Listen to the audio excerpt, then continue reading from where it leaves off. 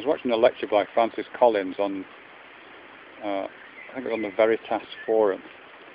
And he was talking, I didn't watch all of it, it was a bit boring really, but he was talking about trying to reconcile science. Well, he's kind of talking about trying to reconcile science and religion. Because Francis Collins, who's one of the instigators of the Human Genome Project, is also Christian. And I just find it quite weird actually listening to him, and I've had this experience with other Christians, intelligent, smart, rational Christians, is that they seem to be, I don't know, something happens, there's a completely switch in the language at a certain point, seems to me. They talk about rational science in completely rational ways, and then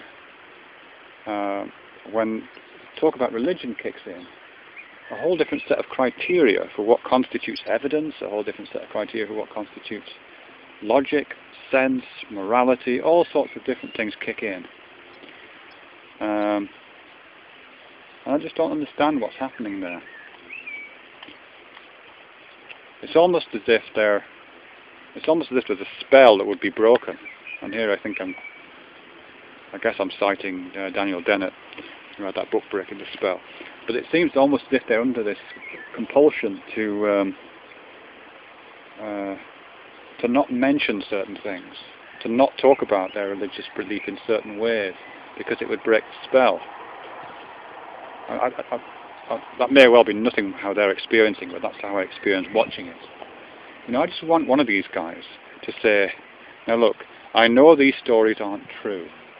I know that Jesus of Nazareth, for example, if he existed at all, was probably just a preacher like lots of other preachers at the time.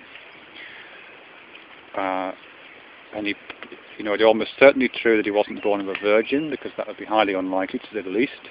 It's almost certainly true he didn't do miracles, and it's almost certainly true that he didn't. That if he died on the cross, then that would be not an unusual event at the time, and if he did, it's almost certainly true he didn't come back from the dead and then ascend to heaven at a certain point. Those, I just want one of these guys to say those things are probably not facts, but it doesn't matter. It doesn't matter. I want one of them to say that's not the point. These stories are really important. They're not true, but they're important.